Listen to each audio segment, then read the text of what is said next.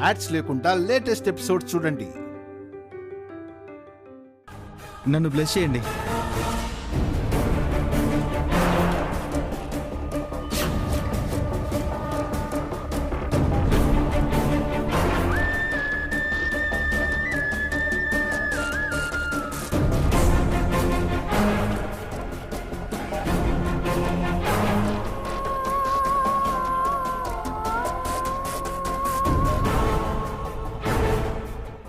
సొంతంగా ఈవెంట్ చేయడం ఏంట్రా? నాకేమీ అర్థం కావడం లేదు.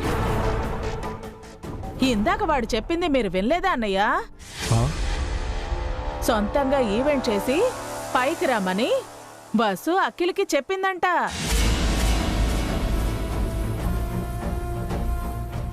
వదిన గారు చెప్పారని మరిది గారు ఈవెంట్ చేస్తున్నారు.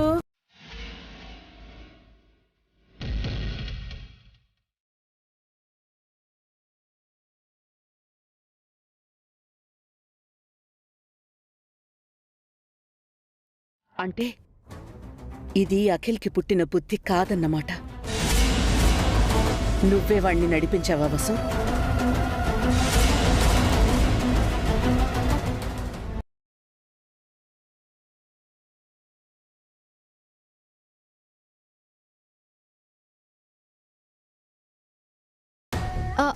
అది అత్తయ్య, అది అంతా తనే చేసి మళ్ళీ ఏమీ తెలియనట్టు సైలెంట్ గా ఉంది చూడదునా?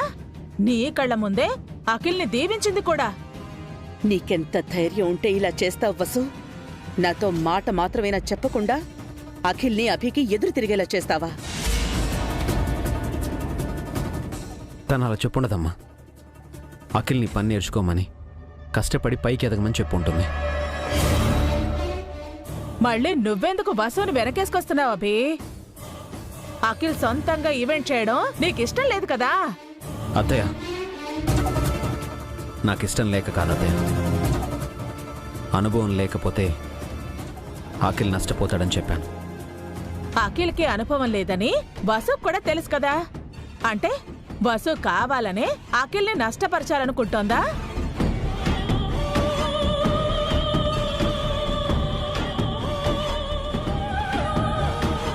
లేదత్తయ్య, వసు వదిన నా అభివృద్ధిని కోరుకుంటుంది, నన్ను మోటివేట్ చేసింది.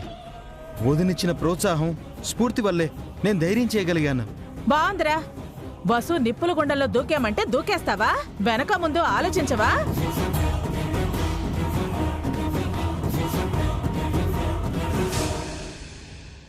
ఆంటీ ఎందుకు అఖిల్కి సపోర్ట్ చేయకుండా ఇలా మాట్లాడుతోంది? ఇప్పుడు అర్థమైందా వదిన ఇంట్లో ఏం జరుగుతుందో నీకు?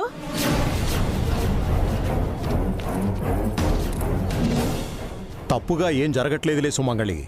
అఖిల్ని పని చేయమని వసు చెప్పడం తప్పేం కాదు.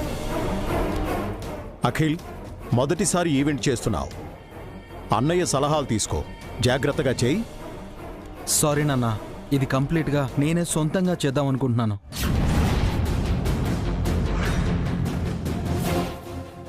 సక్సెస్ చేసి చూపిస్తాను.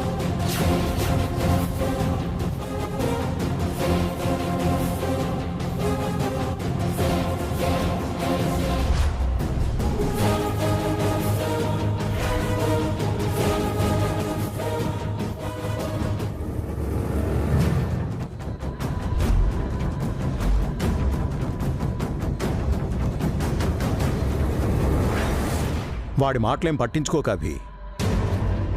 నువ్వు భాస్కర్ వాడి వెనకుండి నడిపించండి. నష్టపోతే మళ్ళీ కోలుకోలేరు. సరేనన్నా.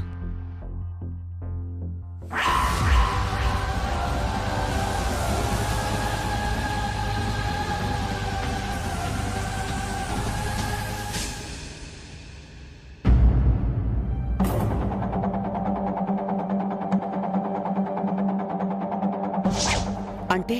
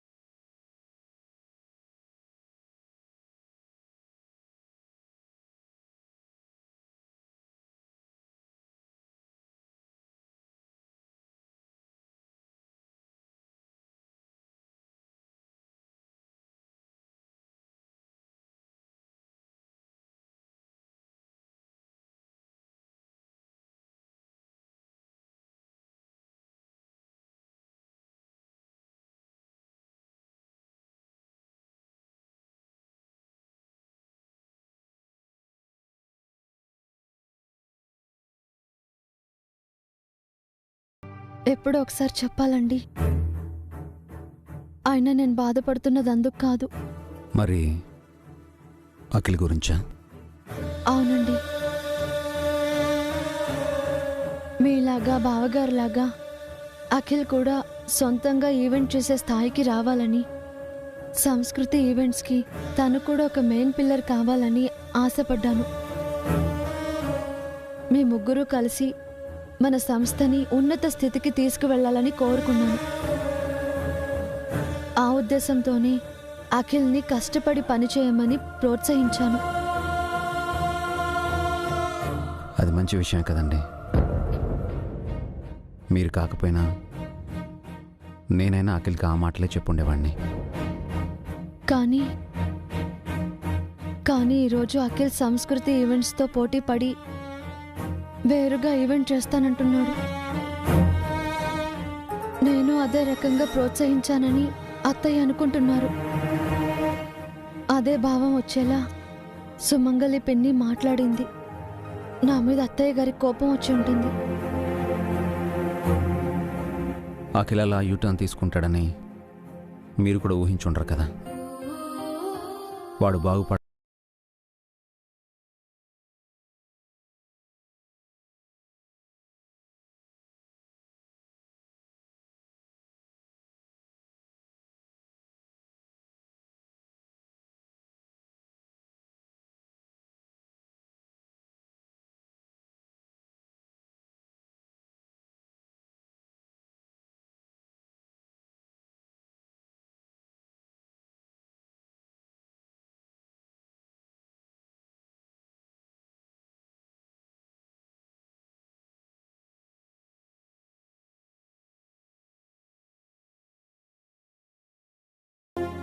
అత్తయ్యకి నాకు మధ్య అపార్థాల అగాధం పెరిగిపోతుంది. ఇది ఎంతవరకు వెళ్తుందో కూడా తెలియడం లేదు. వదిలేండి వసు గారు. మీ మనసులో ఎలాంటి చెడు ఉద్దేశం లేనప్పుడు మీరు బాధపడడం అనవసరం.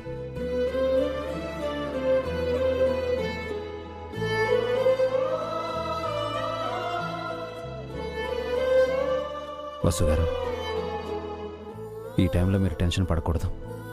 మీరు ప్రశాంతంగా ఉండాలి. టెన్షన్ పడకుండా ఎలా ఉంటానండి? నా కడుపులో పెరుగుతున్న మన బిడ్డ, సొంతగా ఈవెంట్ చేస్తానంటున్న అఖిల్, ఇద్దరూ నాకొక్కటే.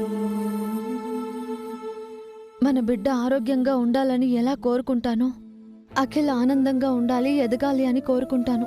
వాడు తెలిసి తప్పటడుగు వేస్తున్నాడండి. అనుభవం లేదు, నష్టం వస్తుంది, వద్దని చెప్తున్నా వినడం లేదు. నా కోసం ఒకటి చేయండి. అఖిల్ చేసే ఈవెంట్స్ని మీరు అబ్జర్వ్ చేయండి. తనకి సరైన సూచనలు ఇవ్వండి. ఎలా అయినా ఈ ఈవెంట్ సక్సెస్ అయ్యేలా చూడండి. ఈ పని చేయాలని నేను మొన్నే నిర్ణయించుకున్నాను వసు గారు. నిజానికి నేనే వాడికి ఒక ఈవెంట్ ఇద్దామనుకున్నాను. ఈలోగా వాడు తొందరపడ్డాడు. మీరేం చేస్తారో నాకు తెలియదు. అఖిల్ ఓడిపోకూడదు. ఎలాగైనా గెలిపించండి. తప్పదు వసు గారు. వాడు నా తమ్ముడు, నా వేలు పట్టుకొని నడిచిన చిన్న తమ్ముడు. వాడి చెయ్యాలా వదిలేస్తాను. మీరు కూడా మన బిడ్డ చెయ్యి వదలకండి. వాడి గురించి మాత్రం మీరు వరి అవ్వకండి. మీ ఆరోగ్యం జాగ్రత్త. ఆనందంగా ఉండండి. అమ్మ గురించి కూడా దిగులు పెట్టుకోవద్దు. ఈ మిస్అండర్స్టాండింగ్స్ అన్నీ త్వరలోనే డిజాల్వ్ అవుతాయి. బీ హ్యాపీ వసి గారు.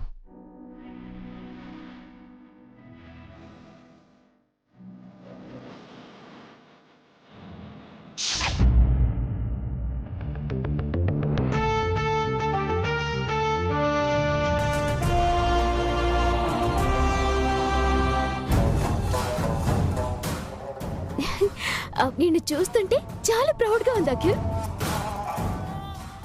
నేను ఊహించని విధంగా నువ్వు స్టెప్ వేస్తున్నావు. నీ స్పీడ్, నీ ధైర్యం, నీ తెగింపు చూస్తుంటే నువ్వేనా అనిపిస్తుంది. ఆ, నీలో ఈ మార్పు ఆ, మన బేబీ కోసమే కదా అఖిల్.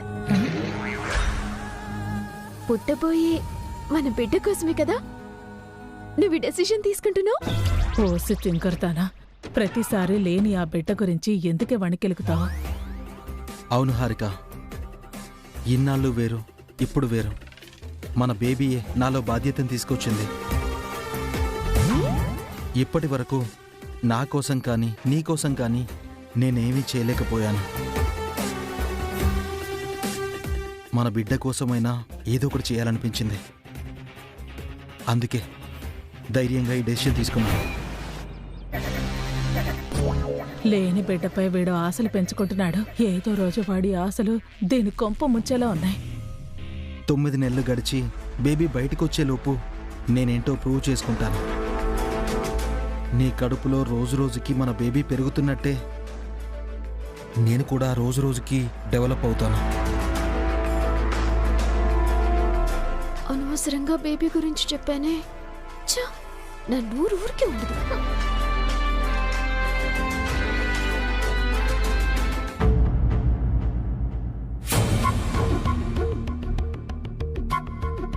అఖిల్, హ్మ్? నీతో మాట్లాడాలరా. ఈవెంట్ గురించి తప్ప ఇంకేదైనా మాట్లాడన్నాయా?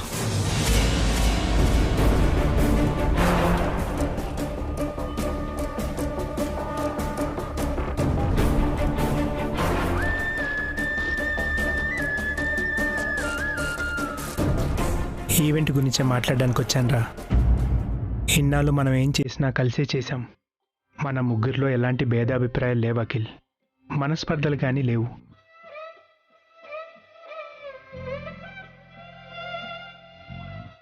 కొత్తగా ఇప్పుడేంట్రా, అభి చాలా ఫీల్ అవుతున్నాడు. నేను అంతకంటే ఎక్కువగా ఫీల్ అవుతున్నానన్నయ్య. ఇప్పుడు నీకేం తక్కువైందిరా? అభి నీకేం లోడ్ చేశాడు? అంతా అభి చూసుకుంటున్నాడు కదా. అది నాకు ఇష్టం లేదన్నయ్య. మీ మీద అభి అన్నయ్య మీద ఆధారపడి నేను, నా భార్య, పుట్టబోయే పిల్లలు బ్రతకాలనుకోవట్లేదు.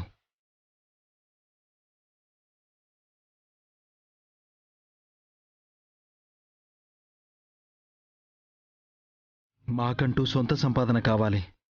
అనుభవం వచ్చాక చెయ్యొచ్చు కదా అఖిల్. ఈ ఈవెంట్ వల్ల నష్టం వస్తుందని ముందే మీ అన్నయ్యలు చెప్తున్నారు కదా. బిజినెస్ అన్నాక ప్రాఫిట్ ఉంటుంది, లాస్ ఉంటుంది వదినా. అది నాకు తెలుసు.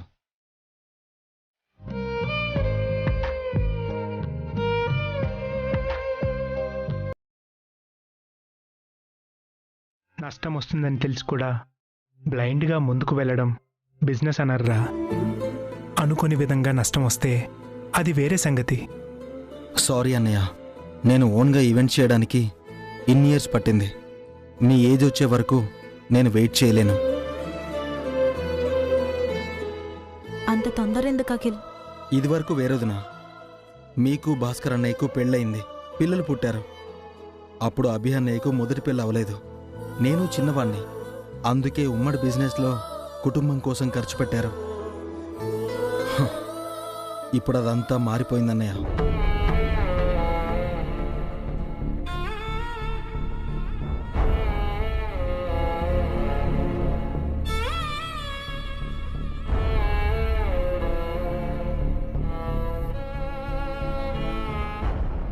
ఏమైందిరా? కొత్తగా ఏం జరిగింది? అభి అన్నయ్యకు పెళ్ళయింది, పిల్లలొచ్చారు. నాకు పెళ్ళయింది, నాకు పిల్లలు రాబోతున్నారు.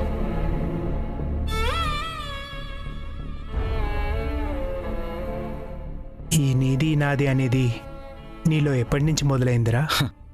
ఆ మధ్య నువ్వు వదినకి ఓ నెక్లెస్ కొనిచ్చావు, గుర్తుందా అన్నయ్య? నేను చేసిన ఈవెంట్లో బాగా డబ్బులు వచ్చాయి. ఆ ఆనందంలో కొనిచ్చానురా. నాకు కూడా హారికకి ఏదైనా కొనివ్వాలని ఉంటుంది కదా అన్నయ్య. తను నోరు తెరిచి అడిగినప్పుడైనా నేను ఇవ్వాలి కదా.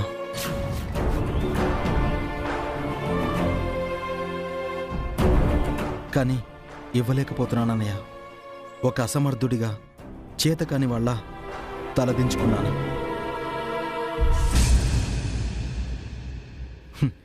నాకంటూ సంపాదన ఉండుంటే, నేను మీలా అభి అన్నయ్యలా సొంతంగా ఈవెంట్స్ చేసుకునుంటే నాకు ఈ పరిస్థితి వచ్చేది కాదు కదా. అలా ఆలోచించకు అఖిల్. ఆ రోజు అభి ఏదో కోపంలో అభి అన్నయ్య అన్న దాంట్లో తప్పేం లేదు వదినా. తప్పు నాలోనే ఉంది.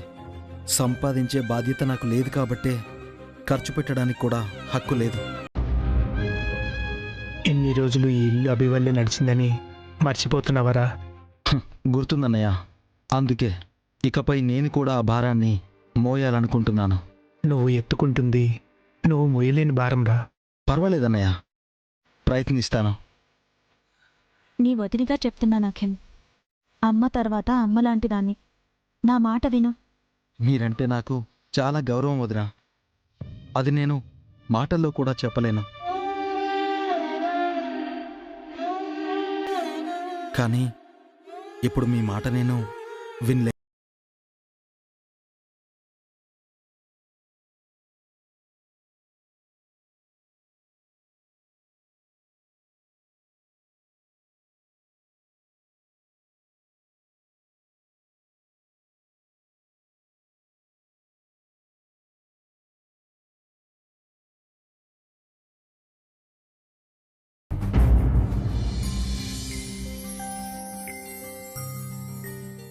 All the best. రే అఖిల్, ఇన్నాళ్ళుగా నేను సొంతంగా ఈవెంట్ చేయకపోవడం కారణం నాకున్న భయమేరా. వసు భయాన్ని పోగొట్టి ధైర్యాన్ని ఇచ్చింది. నువ్వు ఎదగాలని మా అందరి కోరిక. సరే అన్నయ్య. కాస్త జాగ్రత్త. నేను అభి చాలా బాధపడతాం.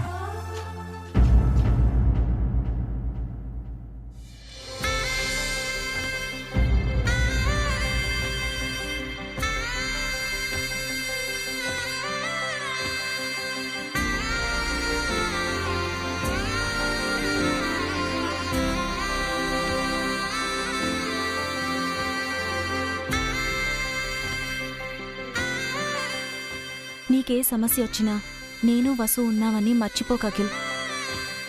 నువ్వు వృద్ధిలోకొస్తే సంతోషించే వాళ్లలో మేం కూడా ఉన్నామని గుర్తుపెట్టుకో.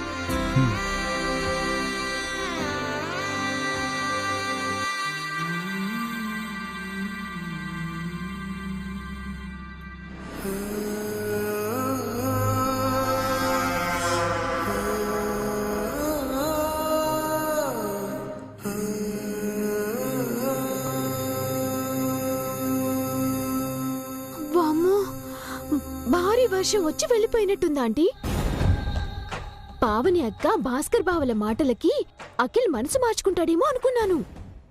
నాకు అలాగే అనిపించిందే. కానీ అఖిల్ బలంగా నిర్ణయించుకున్నాడు. నేనింకా అభి వసూలొచ్చి అఖిల్తో మాట్లాడతారేమో అనుకున్నాను.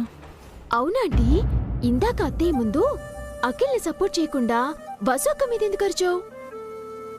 దానికో కారణం ఉందే.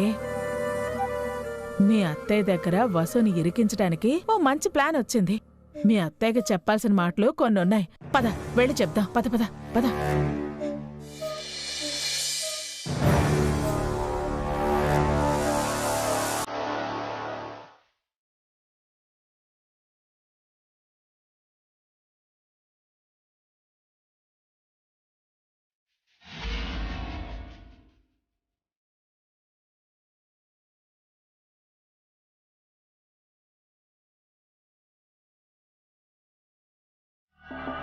నువ్విక్కడే ఉండి చూడవే. నేను వెళ్ళి మీ అత్తయ్య చెవులో ఆజ్యం పోసొస్తాను. ఓకేనా? పక్కకెళ్ళు.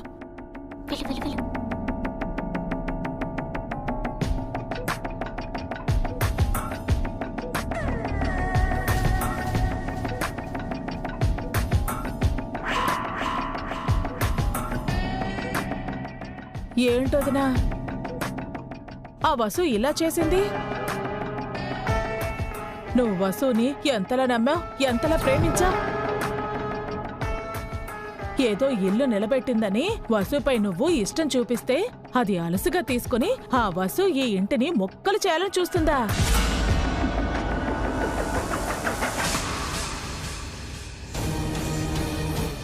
పేనుకి పెత్తనమిస్తే తలంతా గొరికినట్టు ఆ వసుని మీరు తల మీద పెట్టుకుని ఇప్పుడు తలదించుకునే పరిస్థితి తీసుకొచ్చారు. మొన్నేమో నీ ఫ్రెండ్స్ ముందు నిన్ను అవమానించింది. అరెస్ట్ అయి పోలీస్ స్టేషన్ దాకా వెళ్ళి ఇంటి పరువు తీసింది. ఇప్పుడేమో ఏమాత్రం అనుభవం లేని అఖిల్ని రెచ్చగొట్టి సొంతంగా ఈవెంట్ చేయమని ప్రోత్సహించింది.